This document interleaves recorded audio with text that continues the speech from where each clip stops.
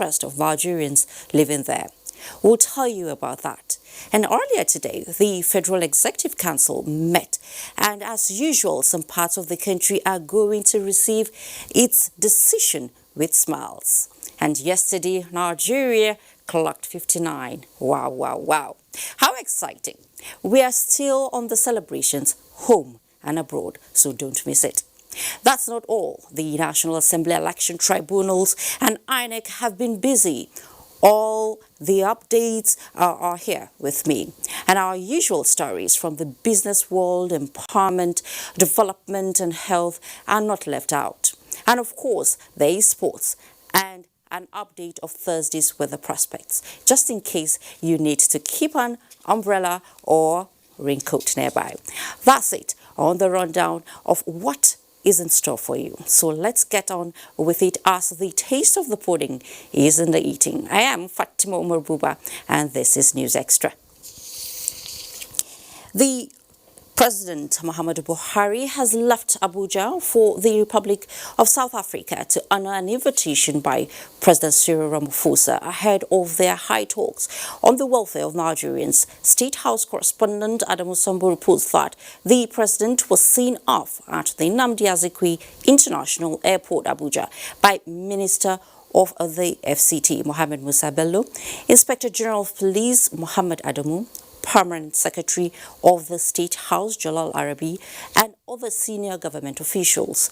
President Buhari is visiting South Africa against the backdrop of the recent xenophobic attacks, the evacuation of hundreds of Nigerians, as well as the exchange of visits by special envoys of the two countries. While in Pretoria, the Nigerian leader will hold a town hall meeting with Nigerians living in the country, with a view to sharing in their experiences and reassuring them of his administration's commitment to working for the protection of their lives and property, as well as promoting peaceful coexistence. President Buhari and his host will preside over the South Africa-Nigeria Binational Commission and also participate at a South Africa-Nigeria Business Forum. The president, accompanied by the governors of Kano, Plateau and Ebonyi states, as well as several ministers, is expected back on Friday.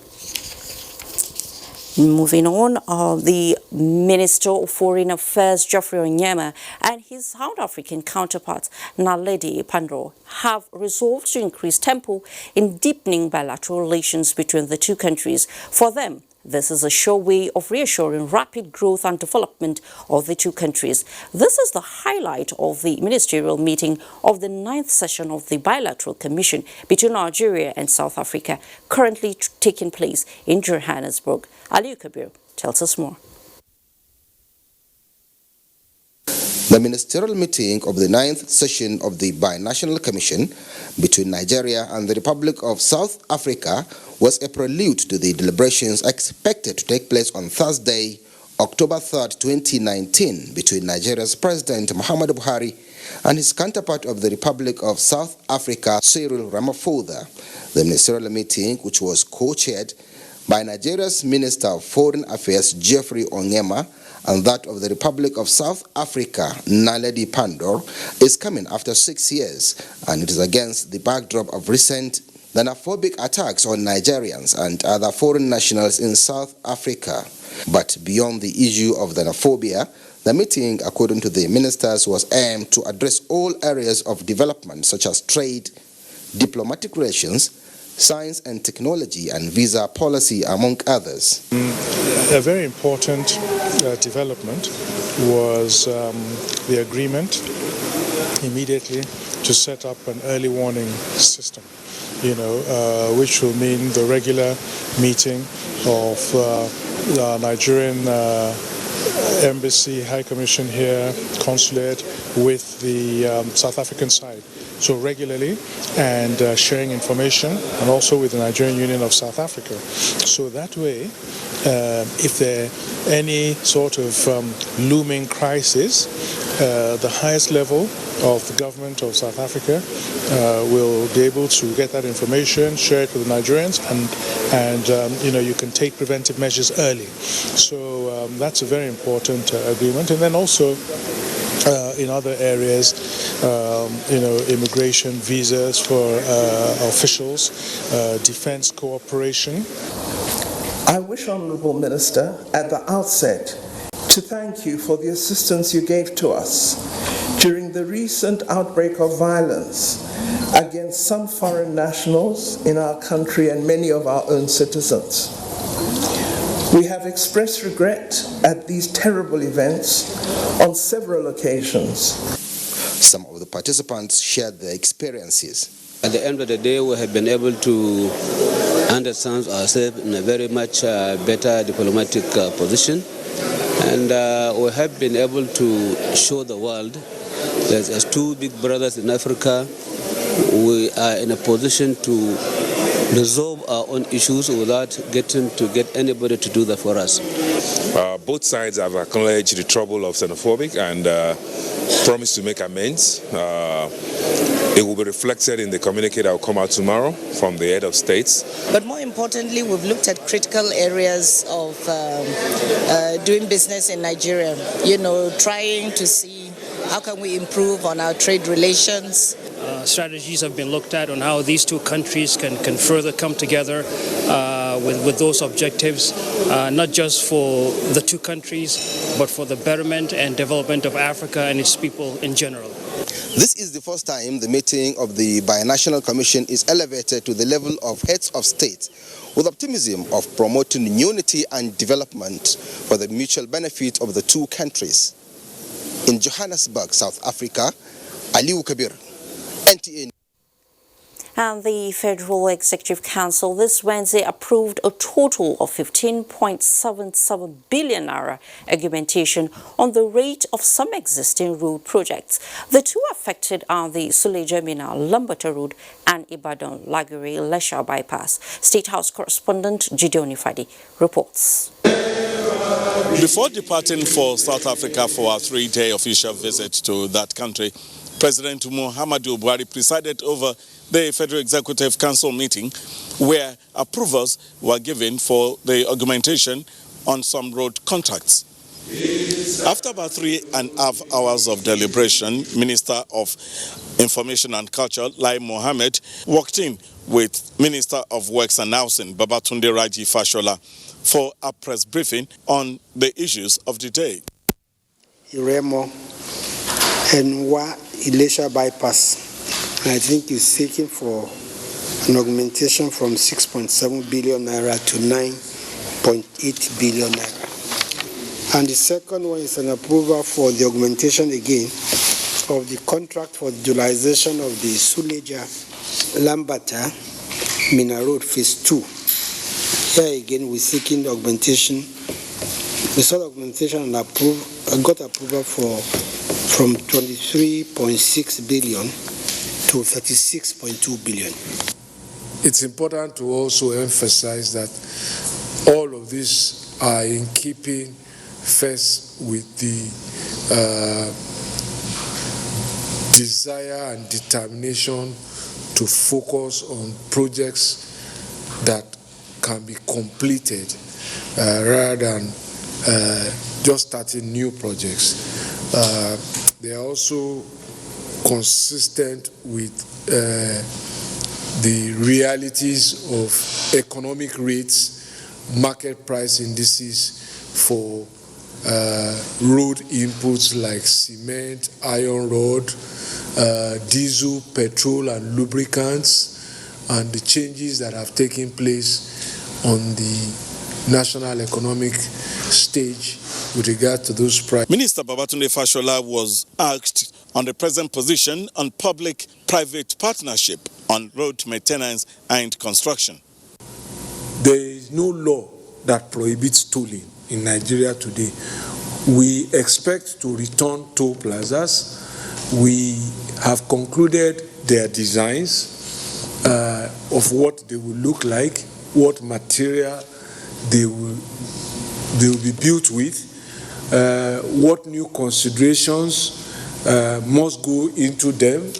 What we are looking at now and trying to conclude is how the back end runs.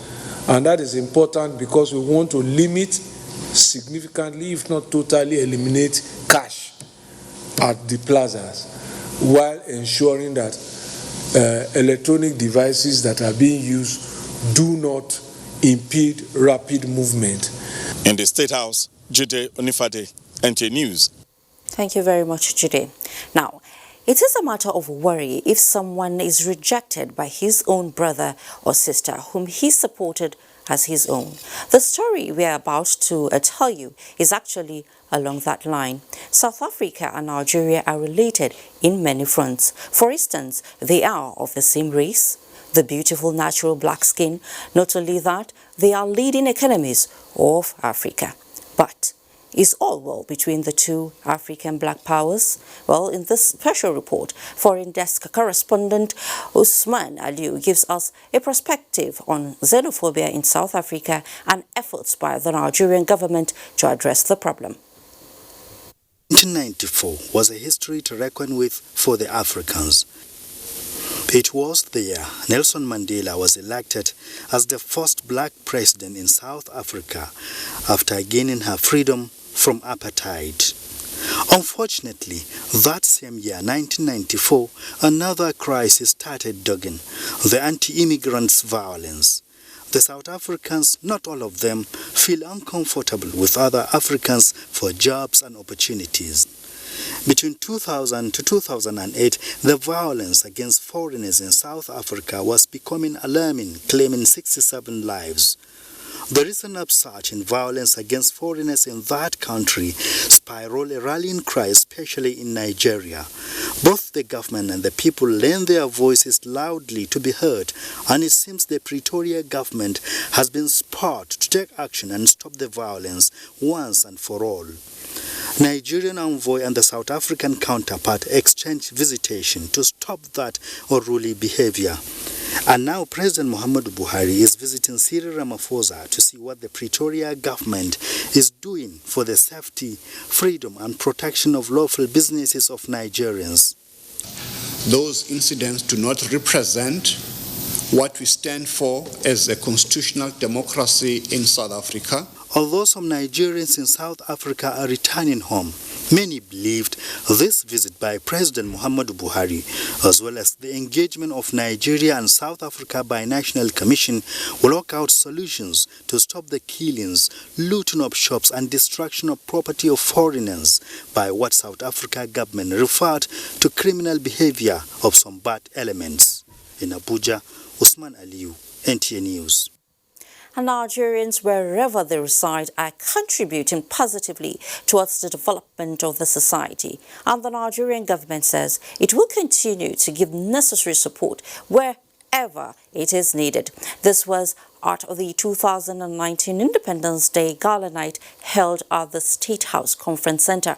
State House correspondent Jude Onifade reports that Vice President Yemi Osinbajo attended the dinner and expressed satisfaction with the achievements of Nigerians in all spheres of life. The night climaxed a week-long activities marking Nigeria's 59th Independence Day anniversary.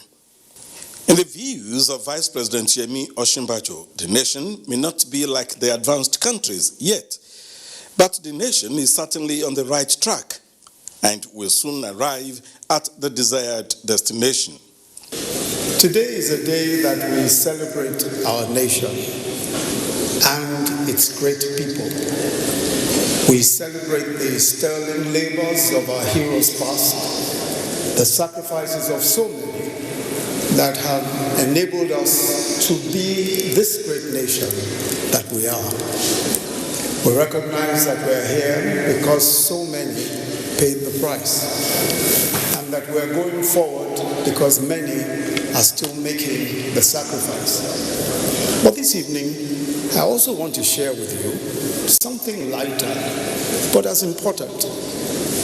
One of the unique attributes of the Nigerian person, I've described it as the Nigerian swag. That uniquely confident way that makes us stand out everywhere and in everything that we do. Benedict Orama speaks on a topic that challenged the assumptions and opportunities around Nigeria's economic growth and sustainable development. The optimal industrialization strategy for Nigeria should be one that emphasizes labor-intensive industrialization. As we have set the platform and trajectories for the next level movement that will transform the lives of all Nigerians, we are determined to build on the foundation of change already laid in the last 4 years as we continue to fight against corruption, insecurity, and return our economy on the path of sustainable growth. It's a night many would have loved to take to the dancing floor for the achievement of the country, but these maidens from Calabar, Cross River State, still the show.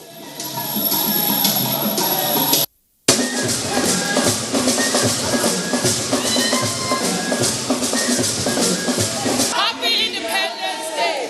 Think Nigeria! From the State House Conference Center, Jude Onifade, NT News. Like the Vice President said, Nigerians got swag. Yes, proudly Nigerian. Now, oral histories inspired by fun trips down memory lane is a good way of helping younger Nigerians appreciate the thrills of the first Independence Day celebration. In line with this, Jennifer Igwe visited Tafawa Balewa Square in Lagos, where the first Independence Day celebration took place. She also interacted with veterans who shared memories of that era.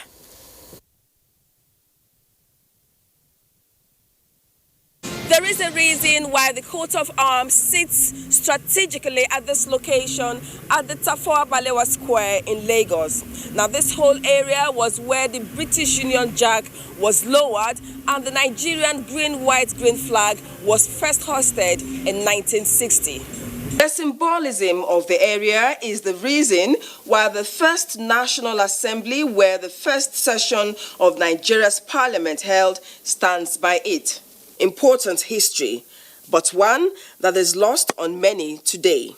I don't really know anything about it. I don't live here, so I live on the mainland. Okay, so but you live in past here, so what do you know about here? I don't really know much about this place. I only go through this place. For 69-year-old environment activist Desmond Majekodunmi, who was 10 years old when Nigeria got her independence in 1960, the sight of the TBS alone whips up his sentiment and enthusiasm to share stories from that era laced with nostalgia, almost like a 10-year-old. And everybody was in such high spirit. And when that Union Jack went down, and then our great green, white, green flag went up, the place exploded with excitement. Even the royal representative couldn't control herself. She was dancing a little bit on her seat along with the rest of us. The Zinc Majekodunmi adds to narration of his fond memories of Nigeria's independence is infectious. He still recalls the anthem sung in the colonial era, Nigeria's first national anthem and the current one. God save our gracious Queen, long live our noble Nigeria, we hail thee, our own their native land. Many young Nigerians today don't show that level of excitement on the nation's history, national symbols, and even anthem. My country. How come it's going up? To serve our Father's land with love and strength and faith. In Lagos, Jennifer Igwe, NTA News.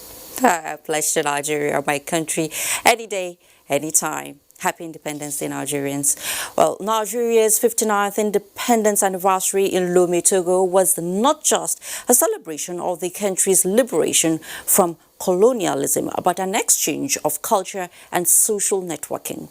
Do India reports that the event attracted some diplomats who described Nigeria as a force to reckon with in Africa. Doi, let's hear you. That sets the tune for the evening.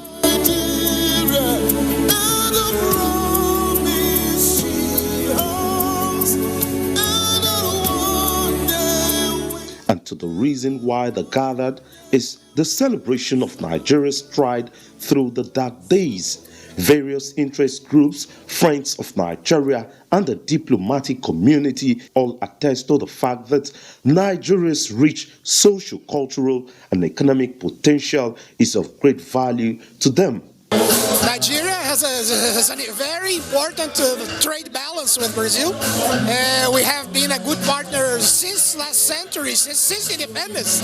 We are part of Africa, we are Africans, we are brothers, and hand in hand we can build our continent and we can develop our future. And it was always a pleasure to be with your great nation. Best wishes to all the Nigerian nations, to all Niger. We all hope and work for the brotherhood and peace throughout the region. That's an objective that I think all of us here in Togo have, and I think that's true for all the diplomats across West Africa. Though the path to total economic recovery may look bleak, but hopes activated with resilience, the Nigerian ambassador to the Republic of Togo says is a sure way to achieving the vision of President Muhammadu Buhari for the desired Nigeria. Given the challenges of a protracted military rule, multi-ethnic and multi-religious, primordial cleavages, it is worthwhile to celebrate our capacity as a country to pull back from the precipice and to continue to strengthen our unity even in our diversity. With a long-standing trade and bilateral relationship between Nigeria and Togo, as well as other countries of the world, guests at the event expressed optimism that the country is already on the path to greatness. Doing Dia NT News. We just got information that President Muhammadu Buhari has arrived Pretoria, South Africa, ahead of high-level talks with President Ramaphosa. Details will come in our subsequent bulletin. And when News Extra returns from this break, you will hear the latest on UK-based firm P&ID. To Adeleke University, a faith-based learning institution located in the serene and historic town of Ide, Osun State, Nigeria, running on the well-thought vision of its founding fathers to improve lives and society. The institution offers affordable and quality education. We are currently offering admission into our faculties of science, engineering, law, and art. We are also offering entry into the Faculty of Basic Medical Sciences and the Faculty of Business and Social Science. Our College of Postgraduate Studies offers you the chance to earn your master's and doctorate's degree in over 30 disciplines. For more inquiries, please visit www.adelikeuniversity.edu.ng. You can also call 0806-820-2021. Adeleke University. Education, excellence, character. She picked the time, he picked the place. Now their eyes meet. But self-doubt stands between them. Can they break the barrier? With the freshness of antibacterial mouthwash formula in our best ever close-up toothpaste. Break the barrier. Move closer with confidence. Close-up deep action for 12 hours of fresh breath.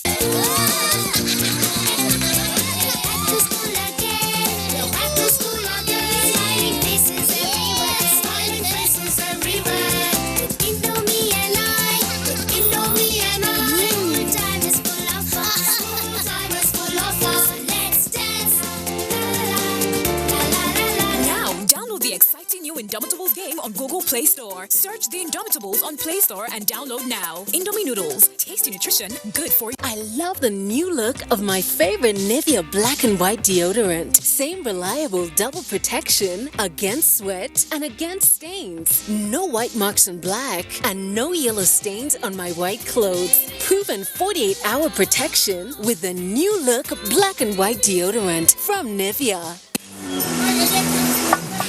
Hey, you! And are you how they talk to? I sabi you now. It's in day your mind, Abi. The person with them go help us. Baba Torosa, Shangalo, Ogalekuva, Mr. Sabi. And you know if we carry last for this one. A spear into the top corner.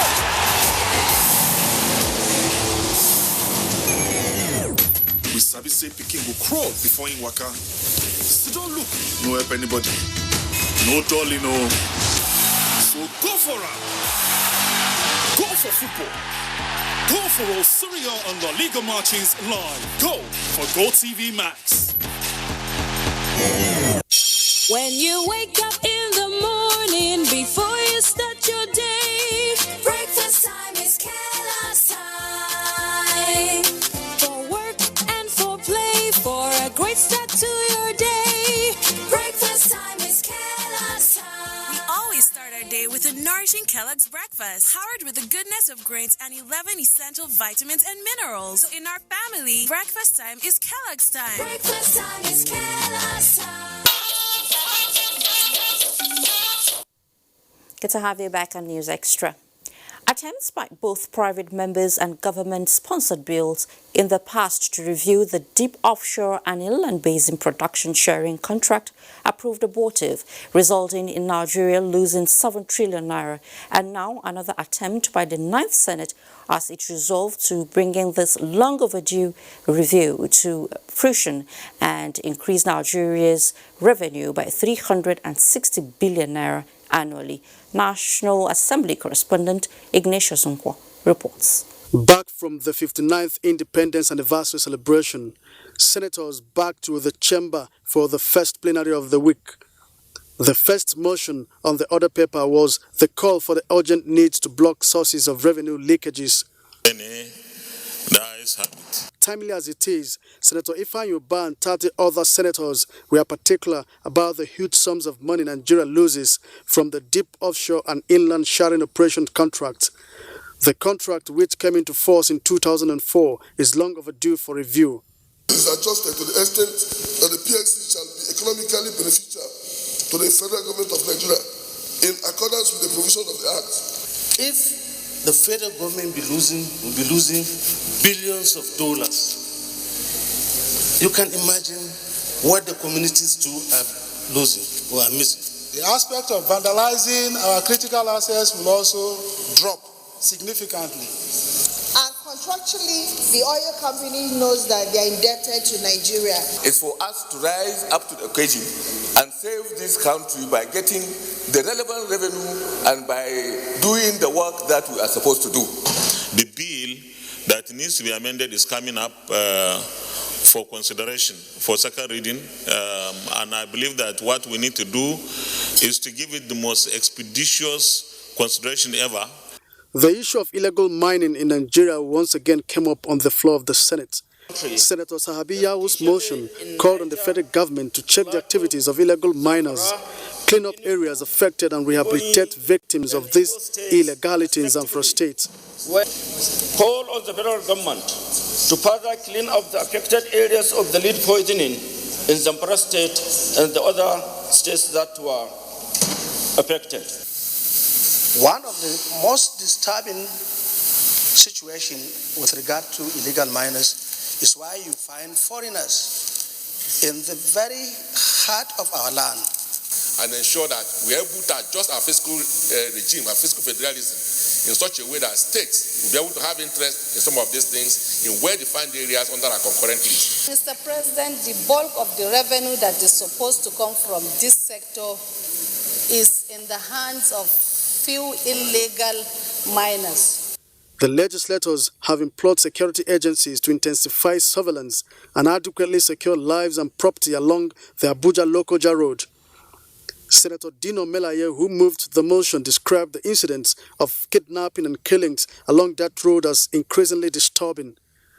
On the 24th again, Mr. President, last week, this gang of armed robbers came there and killed 8 Nigerians, including one assistant superintendent of police who was also commuting on that road. This might be commuters going from and their relations, and they may not even know what may have happened. They telephone to demand for ransom. And it's not difficult to trace these people using technology.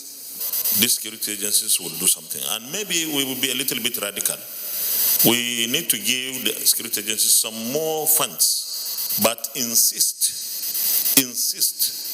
on accountability. 5 bills were passed for first reading. This includes 2 educational institution establishment bills, the Food Security Bill and the Communication Tax Bill from the National Assembly, Ignatius Nkwo, NTA News. And it was a historic day at the House of Representatives as the House, in line with its standing rules, inaugurated standing and special committees to facilitate the work of legislation for the 9th Assembly. Lami Ali reports that the event was witnessed by former presiding and principal officers, former clerks, and other invited guests from government organizations.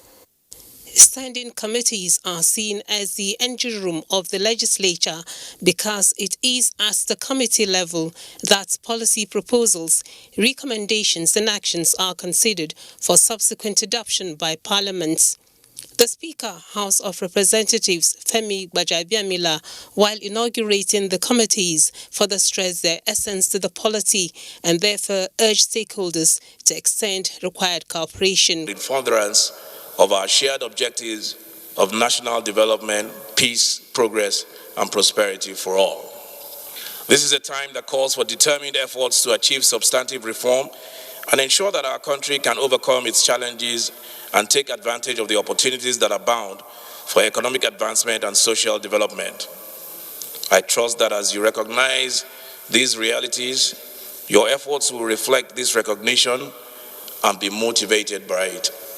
A former Speaker of the House, Gali Umar Abba, used the occasion to remind the legislators of their responsibilities, especially at this moment of the nation's history.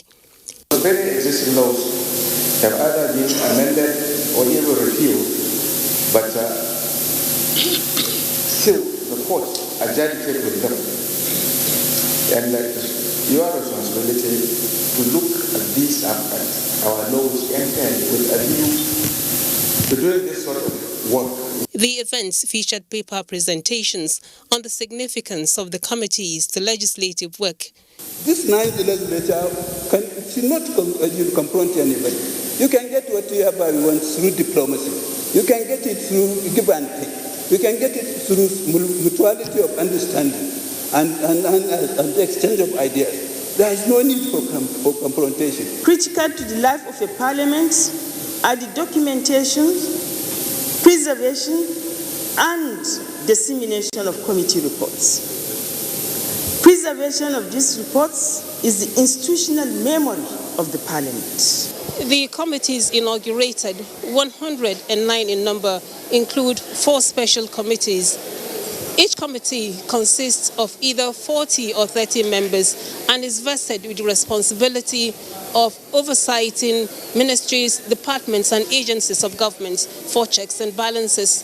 From the National Assembly, Lami Ali, NTA News.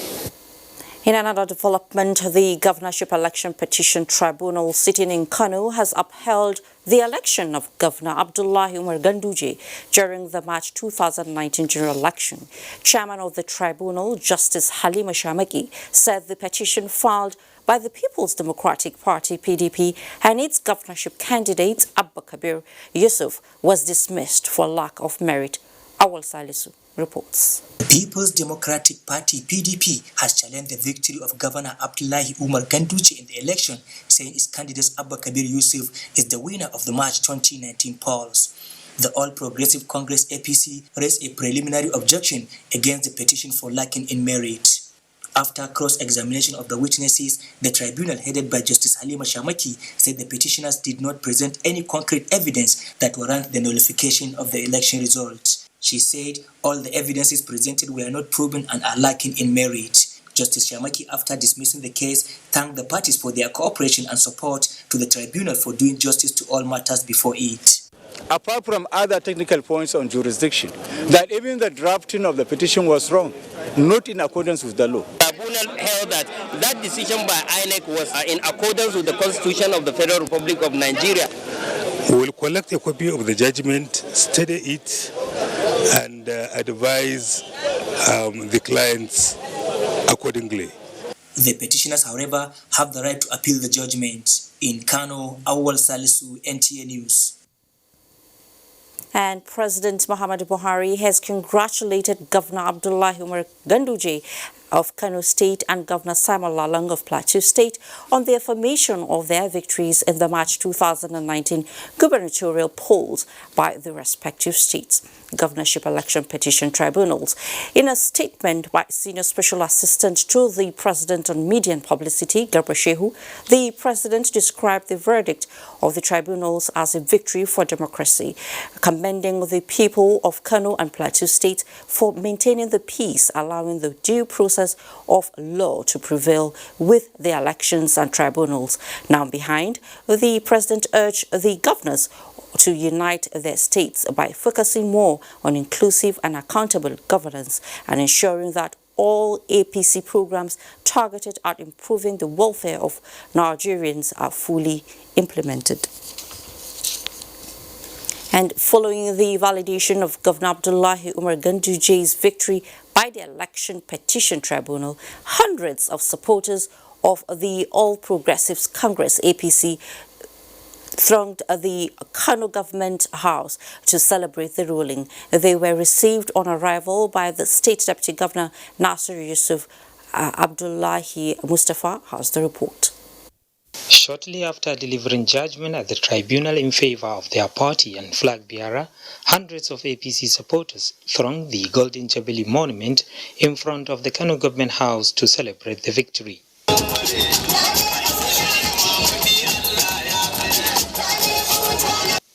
They were received by Kano State Deputy Governor Nasir Yusuf Gawuna, who described the ruling as validation of the Kano people's decision during the March governorship elections. That this is the time that we needed prayers more than any time, because this is the time that we sit down and deliver the promises that we have taken for the people of Kano.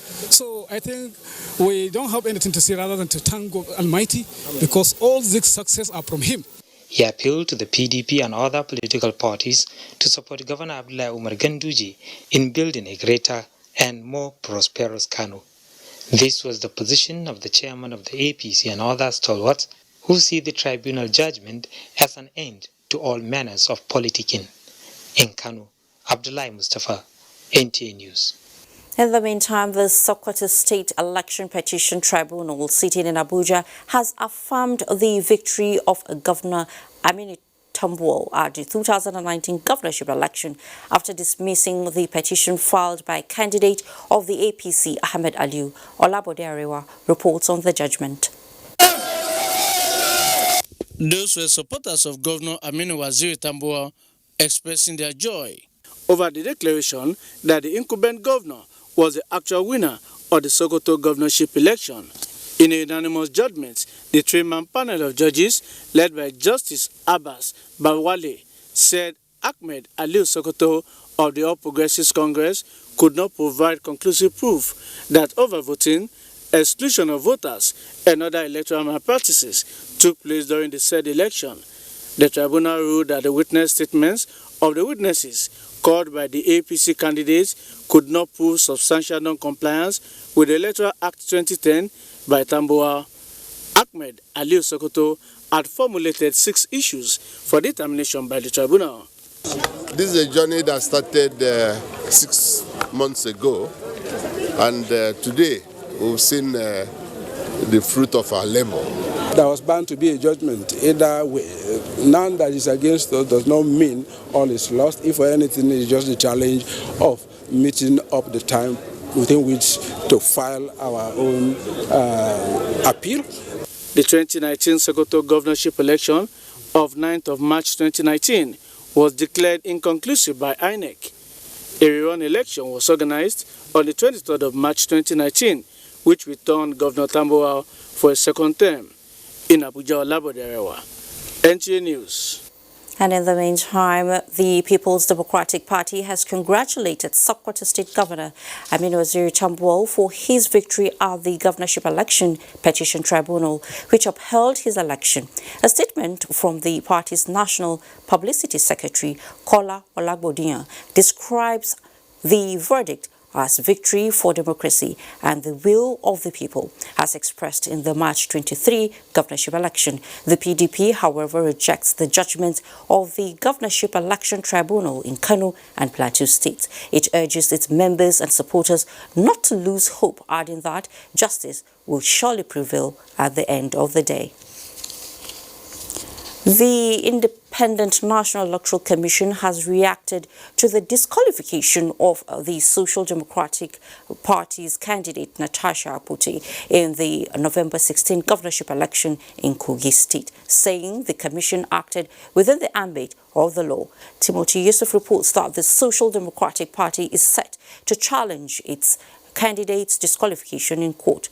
That's the beauty of democracy. Here is his report.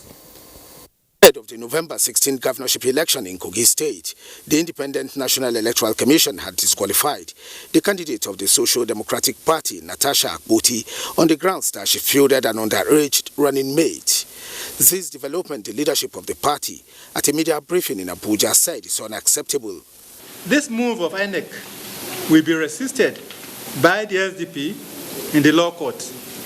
The deputy governorship candidate is not a product of the party's primary, but a nomination of the governorship candidate, and she has the prerogative to change or withdraw this candidate. INEC, in a swift reaction through its national commissioner in charge of information and voter education, Festus Okoye, explained that the commission acted in compliance with the Electoral Act. The candidate of the Social Democratic Party has gone to court. And the Independent National Electoral Commission has been served with her court processes. And she went to court on the 25th day of September 2019. And they believe that they have a constitutional grievance. It is incumbent on them to allow the judicial process to run its course. The National Commissioner reassured that INEC will continue to strive towards the improvement of electoral process in the country. In Abuja, Timothy Yusuf, NT News. In another development, the Intergovernmental Action Group Against Money Laundering in West Africa, GIABA, has advocated legal frameworks to combat money laundering and terrorism financing in the sub-region. The Director General of GIABA, Kimelabalo Abba, made the advocacy at a World Press Conference in Dakar, the capital of Senegal. Dele Atumbi reports. Laundering and terrorism financing are transnational crimes that take their toll on national economy and are serious threat to national security. The recognition of these threats and the need to combat them headlong made the authority of heads of state and government of the Economic Community of West African States to establish the Intergovernmental Action Group Against Money Laundering in West Africa in the year 2000. At inception, GIABA has the mission to fight money laundering, but with the increase in the activities of terrorists, made ECOWAS to add combating terrorist financing to its mission in 2007. The Director General of GIABA, Kelemabalo Haba, identified the feats of the sub-regional organ and the challenges. He said the legal frameworks in various countries towards curtailing money laundering must be in line with international standard and the recommendations of Financial Action Task Force, FATF. GIABA was of the opinion that the sources of financing terrorism must be blocked to reduce the activities of terrorists all over the world. He promised that GIABA, as an organ of the Economic Community of West African States, will continue to build the capacity of member states to reduce money laundering. GIABA also identified public corruption as a serious source of money laundering in the sub-region. GIABA, which has 2 countries in addition to the 15 member states of ECOWAS, also has dual status of being sub-regional organ and the Financial Action Task Force without an enforcement power. From Dakar, Dele Atumbi, NTA News. Well, thank you very much, Dele Atumbi, for that. And 700 vulnerable households in 3 local government areas are benefiting in the pilot phase of the training launched by the federal government. Where, you may ask, but that you would get after the break. Please stay. Start your day easier and happier with LG Inverter. Gain peace of mind with an efficient laundry cycle. Feel cooler air even at midday without any worries. Enjoy mealtime with food kept fresh all day long.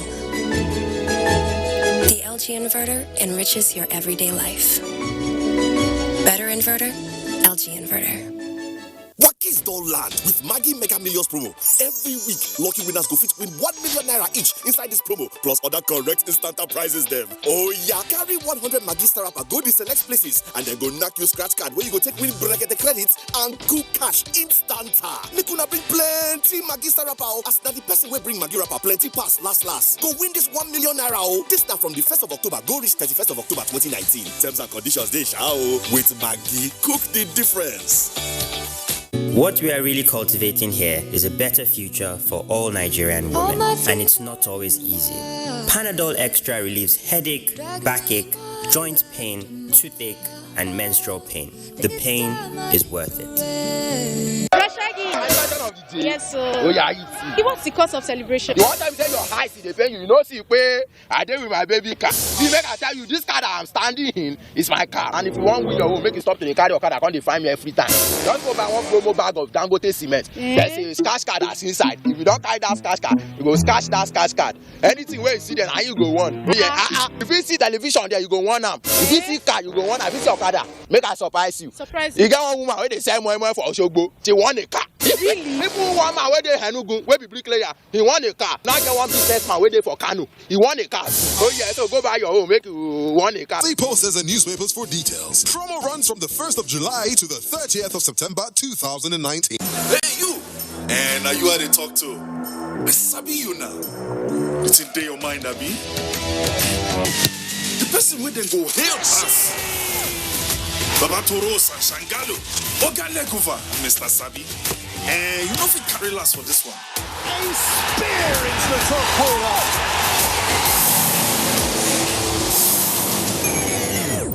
We sabi say Peking will crawl before in waka. So don't look, no help anybody. No dolly, no. So go for it. Go for football. Go for all Syria on the Liga Marchings live. Go for Go TV Max.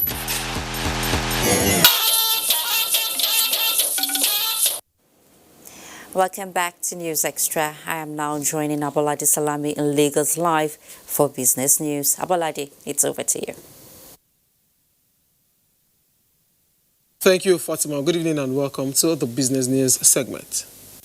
President Muhammadu Buhari, during his democracy broadcast, reassured Nigerians of his government resolve to accelerate sustainable and inclusive economic growth through an increase in infrastructural development.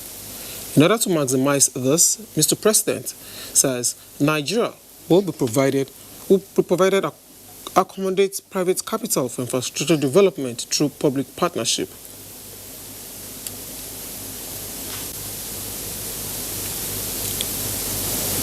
The GDP that you call government expenditure, you know, and spending, it is necessary for government to spend on certain things. And in situations that we have, like in the case of Nigeria as an emerging economy, there is nothing wrong in government spending on some infrastructures. And that simply means when you have good roads reasonably, then you can go into a PPP relationship. When you have good schools, you can also go into PPP relationship. Then concepts like public-private partnership will work. This move, Zaka Bala says, is key to achieving national growth. The economic policies of the federal government in the area of providing a conducive environment for businesses to thrive recently attracted the attention of the World Bank as it rates Nigeria amongst the top 20 improvers on the ease of doing business. This achievement, economic analysts attributes to the commitment of the government at improving the economy. Nigeria in 2017 was ranked in 145th position by the World Bank on the ease of doing business, while in 2018 declined further to 146th position among 190 economies. Worried by this index, the federal government came up with a reform agenda. being implemented at the national and subnational level to include Economic Recovery and Growth Plan, ERGP, 2017 to 2020, with the aim to deliver sustainable economic growth. This reform and government fiscal policies on growing the economy, as well as creating an enabling environment, has resulted in World Bank rating of the country among top 20 on the ease of doing business. The ease of doing business that the government has introduced and consistently work at that we are moving forward. From their report is showing that Nigeria has done well. That's what we have gotten. And so that is quite heartening to everybody. Now that the economic management team put in place, we now leverage on that to even, chart a better course for us to move forward. And once the World Bank is on our side, applauding what we are doing, it means we are on track. With the strong will exhibited by the federal government to place Nigeria's economy on the trajectory of growth, economic players expressed more confidence in the country's improvement on the ease of doing business. Let's now switch gears to the floor of the Nigerian Stock Exchange. The market resumed trading on a bearish note, depreciating by 1.14% to close the Russia index below the 29,000 psychological line. Here are details of midweek trading. Trading activities resumed the day after the 59th independence anniversary into the red territory, depreciating by 1.14% to close the all-share index below the 29,000 psychological line. Volume of shares traded stood at 175 million, valued at 2.56 billion naira, which changed hands in 3,539 deals, with a market capitalization of 13.2 trillion. On the activity chart, Forte Oil, Nascon and Flamil closed in the green, while on the flip side, Mobil, Total and Nigeria Breweries declined in figures. On sectoral performance, NSE industrial and insurance sectors appreciated in figures by 0.07% and 2.66%, while NSE banking, consumer goods and oil and gas depreciated in figures by 4.51%, 1.24% and 2.01%. And that does it on business news. It's back to Fatima and Abuja for the continuation of the news. Good evening. Very much, Abolade. Now, kudi, ego, owo, interest, kuza, and so on. There are as many names for money as there are tribes and tongues. The emergence of a legal tender globally is not accidental but a gradual process with narratives similar to the history of Nigeria. In this report, Michael Olale x-rays the evolution of the naira from independence and efforts to strengthen it in the national market. Few Nigerians have the currencies to chronicle the evolution of the naira. Bayo Adebiyi is in the class of these few who can and are skipping these shillings, pennies and naira notes to telling the Nigerian story to his children. He actually inherited them, but looking back, this is one of the traits to illustrate how much Nigeria has evolved as a country. Historically, during the colonial era, trade was basically by barter before different groups devised the use of cowries, menelas and bees in settling transactions. The first major currency issued in Nigeria was undertaken sequel to the colonial ordinance of 1818, which introduced the shillings and pence as the legal tender currency in British West Africa. In 1973, the naira and kobo were birthed following government's decision to change its currency from the merix to decimal. At that point, the highest denomination of naira was only 10 naira. We had a half kobo, 1 kobo, 5 kobo, 10 kobo, and then we had a denomination of naira as 10 naira. It was only in 1977 that we introduced the 20 naira note, which bore the image of late Mahatma Gandhi. So in effect, we've seen progressively the Nigerian currency denominations increase to now the high denomination of 1,000 naira. At inception in 1973, the value of the naira was 2 naira to a pound. Today, the exchange rate is over 400 naira. The value of currency is tied to, simple demand and supply. How much of your currency is demanded by your trading partners. The slogan is outside here. Let's consume what we produce. Let's produce what we consume. So from food items to our wearing apparels to what we use in other areas of our national life, let's concentrate. Although the country is expanding its economic policy to strengthen the naira, there is no doubt that this legal tender has not only enabled the country to flex its muscle in international trade, but become a force to reckon with globally. In Lagos, Michael Olaleye, NT News. Thank you very much, Michael, for that. And the federal government has cleared the air over monies it is expected to pay to the UK-based firm. Process and Industrial Development is ordered by the UK Commercial Court. The federal government's assurance was contained in a media briefing by the Information and Culture Minister, Lai Mohammed. Anthony Forson reports. Of the federal government's delegation to the United Kingdom last week was to achieve 3 goals. 1. Change the narrative on the international stage with regards to the process and industrial development issue. 2. Apply for leave of the Commercial Court to appeal the judgment against Nigeria. And 3. Seek for a stay of execution of the United Kingdom's court judgment that recognized the $9.6 billion arbitration award to process and industrial development. With this mission accomplished, translating to Nigeria securing a leave to appeal, Nigeria is to pay P&ID £250,000, representing their solicitors' advance costs. This is no victory for P&ID, as explained by the Information and Culture Minister, Lai Mohammed. In order to put the record straight and knock the bottom of the argument of P&ID and its cohorts that we did not score a big victory in London last week. It was indeed a huge victory, and P&ID has every reason to be worried that the $9.6 billion arbitration award to it has a good chance of being overturned. Please note, gentlemen, that Nigeria will be able to demand for a refund of the £250,000 payment to P&ID where the government wins on the appeal.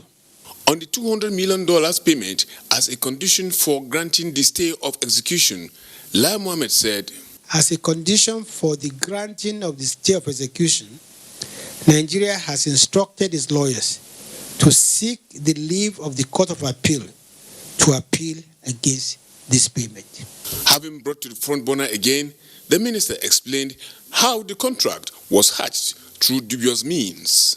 While the MOU for the project was signed in 2009 by P&ID Nigeria Limited and the Nigerian government, represented by the Ministry of Petroleum Resources, a trick clause dubiously inserted in the MOU was curiously activated that allowed British Virgin Island registered P&ID to replace the original contractual party, P&ID Nigeria Limited. It is expected that Nigeria will pay the $200 million in 60 days from the day of pronouncement. In Abuja, Anthony Forson, NTA News. Now, any poverty reduction effort anytime, anywhere is big news. After all, who wants to be poor? Well, not me. So it feels good knowing that as part of efforts to reduce poverty through job creation, the federal government has launched a Skill for Job program in Taraba State. 700 vulnerable households in 3 local government areas are benefiting in the pilot phase of the training. Joseph Erskine reports that the National Directorate of Employment is coordinating the training. The Skills for Job training program, presently going on in Taraba State and 15 other states of the Federation, is a component of the Youth Empowerment and Social Support Operation embarked upon by the federal government in collaboration with the World Bank. In Taraba State, the program is targeting about 5,000 trainable members of poor households, with 720 of them successfully captured and are taking part in the pilot phase of the training. This program will help me as for my pictures and my children and the youngest one and the people from Taraba State. Gaskiya na ji daɗi sosai da wannan abun da aka kawo mana.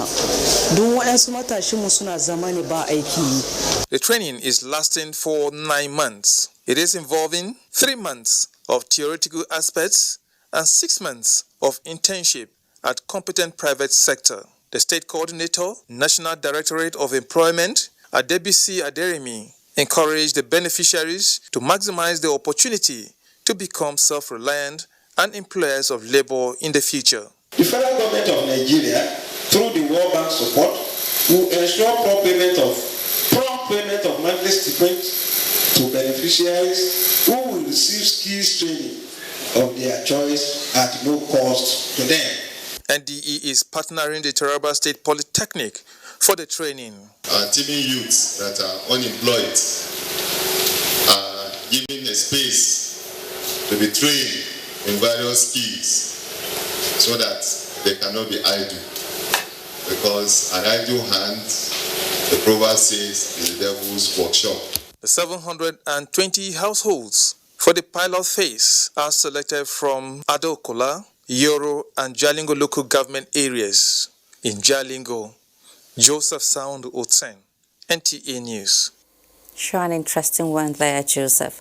Now, from empowerment to skills acquisition, you know what they say, teach me to fish and I will eat for a lifetime.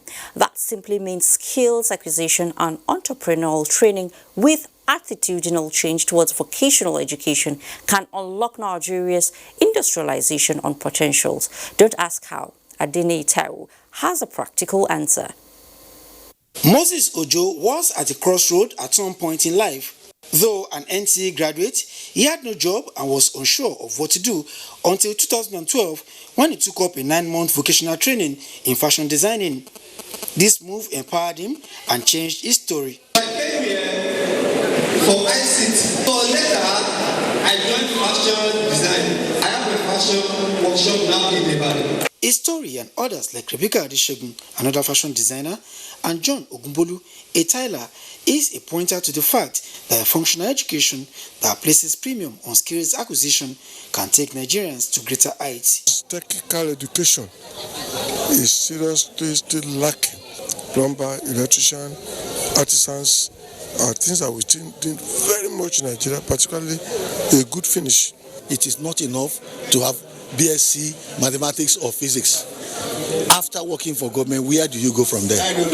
Whereas if you have a small, thing, something that you have a passion for, if you train for that thing, you can set it up, and even at 60, 70, 80, you can still have somewhere to go. To halt Nigeria's continued dependence on foreign products and services, especially in the area of fabrication and manufacturing, the society must look inward. When you acquire a skill, and you can use your hands, sky's the limit. The way forward today is to have a vocation with which you can use your hands to produce something. Skilled workers and artisans can perhaps embrace more training in their areas of specialization to make their vocation attractive for patronage. In Abeokuta, Adini Taiwo, NTA News. From Abeokuta now to Nasarawa.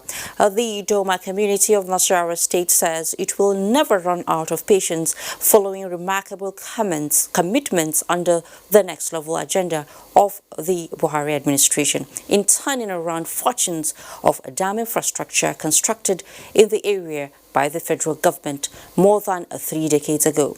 Hamza Musa Makarfi, who has been following developments there, reports that government is on the verge of revamping irrigation and power generation components to promote economic development and employment opportunities.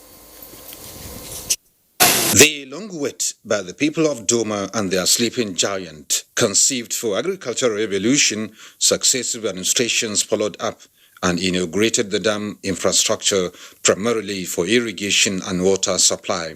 Behind me, as far as the eyes can see, in fact, a distance of more than 5 kilometers of Doma Dam for prosperity of Nigeria.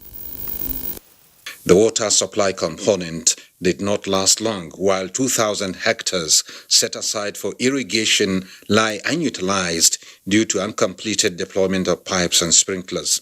However, for Usman Doma and many farmers like him, the rainy season gives them the opportunity to cultivate assorted crops while expecting government to revive and implement original plans. Government, under the new focus of revitalizing agriculture, is working to rekindle hope among stakeholders. Private interests. As I'm speaking with you, 6 private enterprises have showed interest and 3 are already on site.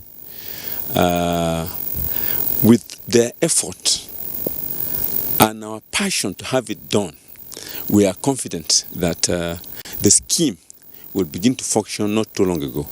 There is another prospect on the horizon of power generation between the government and a donor-related agency that will boost storage and local processing outlets in the area.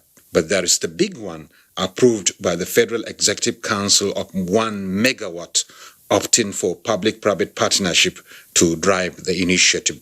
The project is estimated to cost $3.8 million.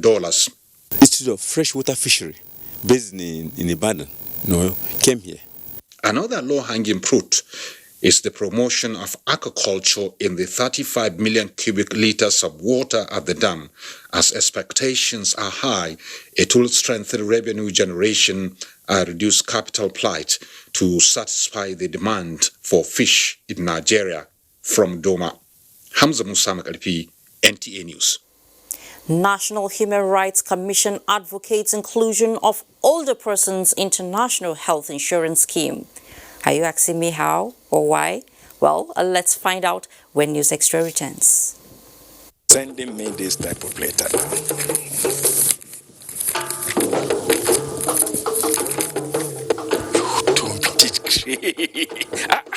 So, this type of celebration is going to happen in Ojaville. This is great.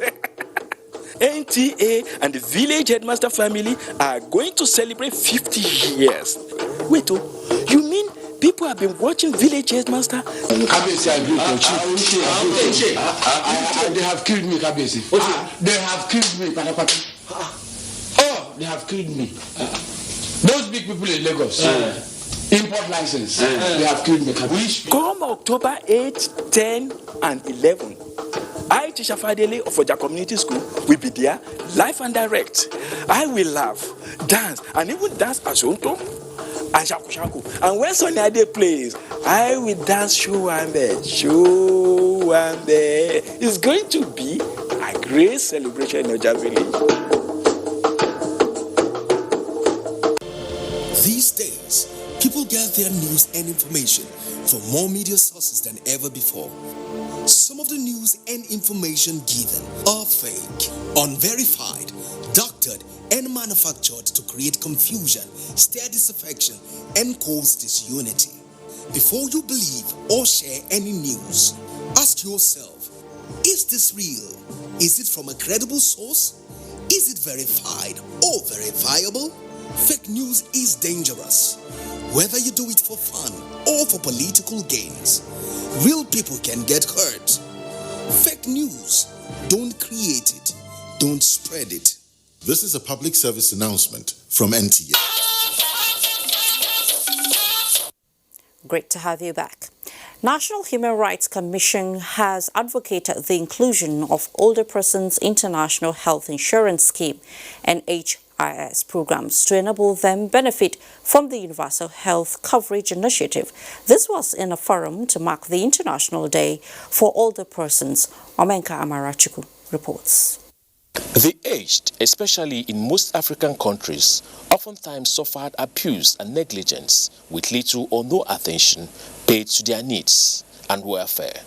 National Human Rights Commission is using the 2019 International Day of Older Persons to advocate inclusiveness for the aged. Leveraging on the theme, the journey to age equality, the Commission is also focusing attention on the needs of the old and how best to attend to them. Today, NHRC wishes to reiterate its commitment to promoting and protecting the rights of older persons in Nigeria, and it is prepared to set a standard for Africa. The first first step towards age equality is for us to recognize the fundamental human right of every human being. It's for us to have respect for all the frameworks. Even healthy aging decade, the decade of healthy aging 2030, anything you pick now talks about the human rights standard.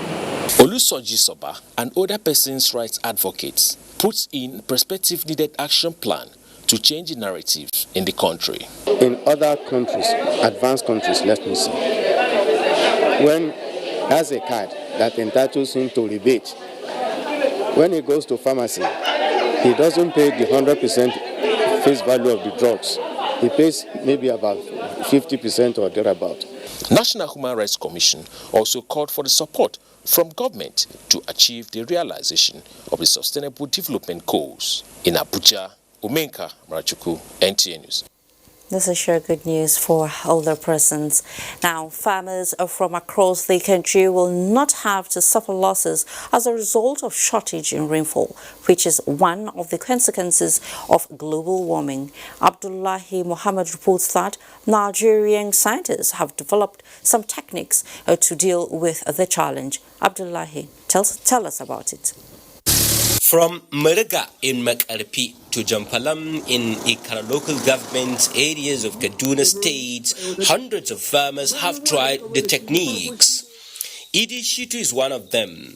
He is already counting days to a bomber harvest of hybrid sorghum he planted alongside a local variety which is still at booting stage. This maize farm was planted before mine. What makes Shitu and hundreds of other farmers shoulders high whenever they take a walk to their farms is no rocket science, but simple techniques that traps moisture in the farm to keep the life cycle of plants intact, even when the rains ceased abruptly.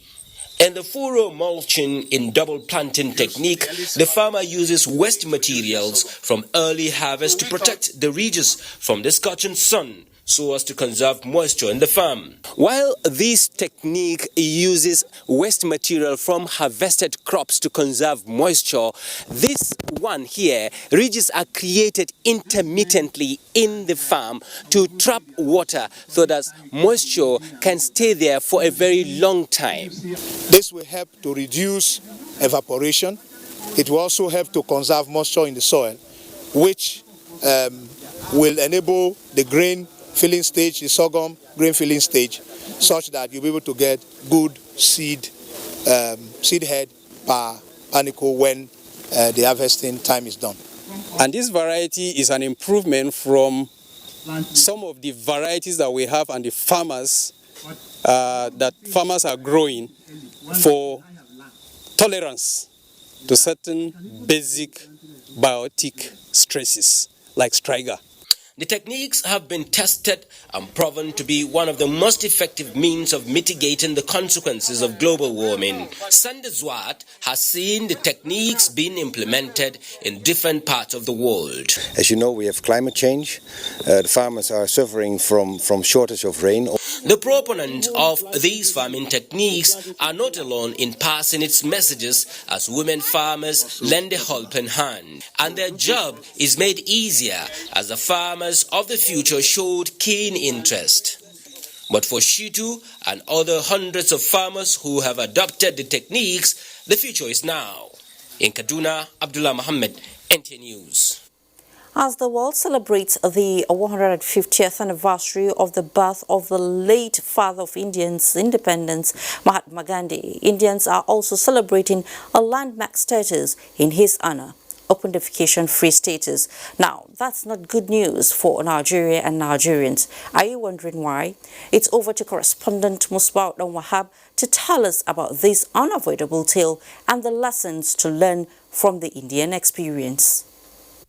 The name Mahatma Gandhi means so much to the Indians. He is hope that brought the end of colonization and paved way for the country's industrialization. Mohandas Karamchand Gandhi, popularly known as Mahatma Gandhi, lived a life of sacrifice to ensure the emancipation of the less trodden. He demonstrated to the world that it is possible to practice non-violence resistance in fighting injustice. The politics of character, ideology are hallmarks of Mahatma Gandhi, which are practiced globally. To this end, a commemorative stamp was dedicated in his honor and was presented to the public as a living reminder of permanent historical records. The Indian High Commissioner to Nigeria, Abhay Thakur, says there are many lessons to be learned for national development in what Mahatma Gandhi stood for. What he believed in was self-sufficiency and small and medium enterprises. So you see on this, in this room, the charkha, the spinning wheel, with which a human being or a very poor man can weave himself, can produce cloth from himself and free himself from the oppression of colonialism. So this charkha is very symbolic of Mahatma Gandhi. The gathering here today is a sure attestation to what the Indians and the world at large would say a service to humanity by a man that sacrificed all that he has to ensure the liberation of his people. Now, the release of this stamp tells us more about the man Mahatma Gandhi. One of the world's icons, an advocate of freedom, of non-violence, and a great apostle of peace. It is interesting to note that celebrating this world icon of Indian extraction in the person of Mahatma Gandhi at this time that the world is filled with strife, war, and violence is not a misplaced priority at all. His life and times should actually guide us on how we relate with one another, on how we treat each other, for peace to reign on earth. First takeaway from this event is Mahatma Gandhi's message of peace. There is no better time in the world that the message of peace is needed because of all the turbulence and the violence that is going on around the world. So his message of peace, I think, is the number one takeaway from this event. The icon, many say, was a lover of peace and a front-runner for Indians' independence. He died January 30th, 1948 in Delhi. It is widely held that the giant strides of Gandhi earned him many titles such as the Great Soul, the father of the Indian nation, the pioneer of non-violent struggle. Beyond the event, NIPOS envisaged the sale of more than 200 postal stamps. In Abuja, Patricia A. Samiluba, NTA News. Thank you, Patricia. And that was Patricia Samiluba's story on the 150th anniversary of Mahatma Gandhi. We celebrate him. And now let's go to Musbao Wahab's report, and he's going to tell us about the unavoidable tale and lessons learned from India.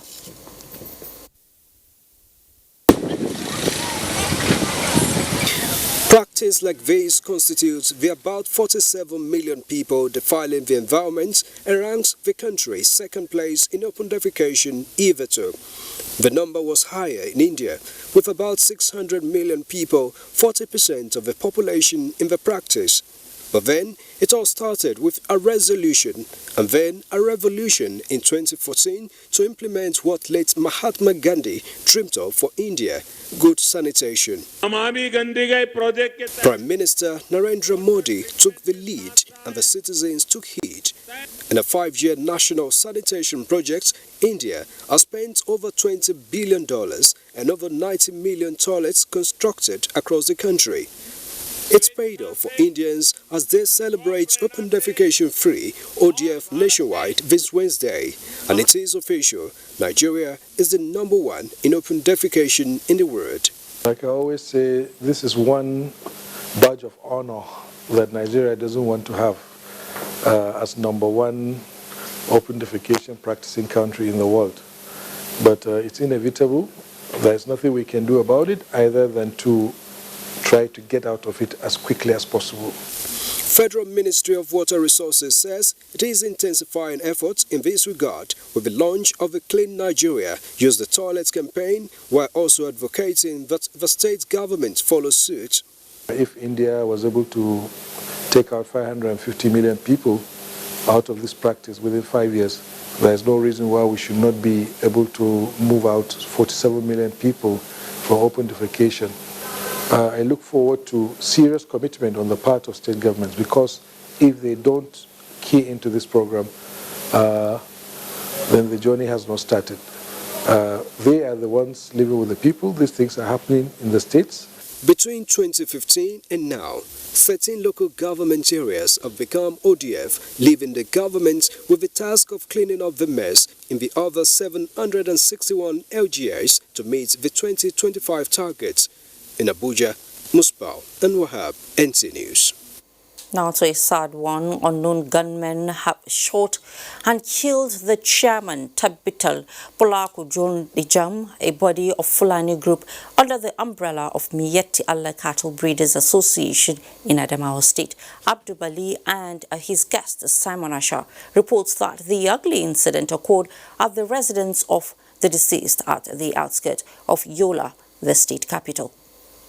It was a dark night for the residents of Lakarebole, who woke up early this morning to hear the news of a sudden death of one of their own, Alhaji Abdul Ali, the chairman, Tapita Plako Jonjejam, in Adamawa State. This is the reception room where Abdul Ali normally stays to rest after coming back home from work. And as you can see, the door is rattled with bullets, where he was subsequently killed in this same room by unknown gunmen. We were informed that Abdul Ali was murdered in his own house around 8 o'clock in the night. Alhaji Abdul Ali, who happened to be the chairman, Tabital Polaku Jonjejam, was found lying in a pool of blood there, and then himself and one other and two others were rushed to Federal Medical Center, where himself and one other were confirmed dead. His death, no doubt, has thrown his family into mourning and grief. His remains and that of his visitor has since been buried in accordance with Islamic injunction. In Yola, Simon Asher, NTA News. When News Extra returns from the break, we bring you sports and weather.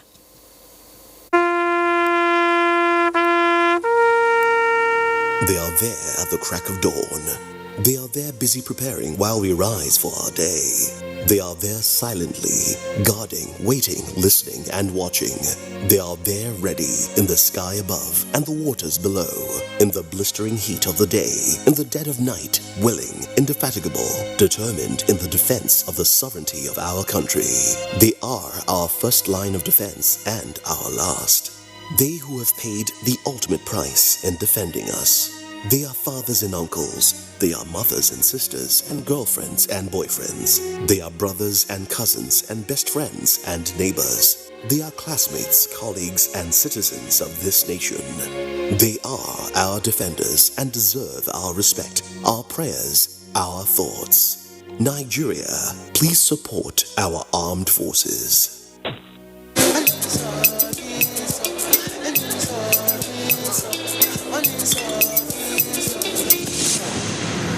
86,400 seconds in a day, and just one like this. The golden moment when it all comes together. The people, the style, the flavor. I'll drink to that. New Guinness Gold Beer. Savor the flavor.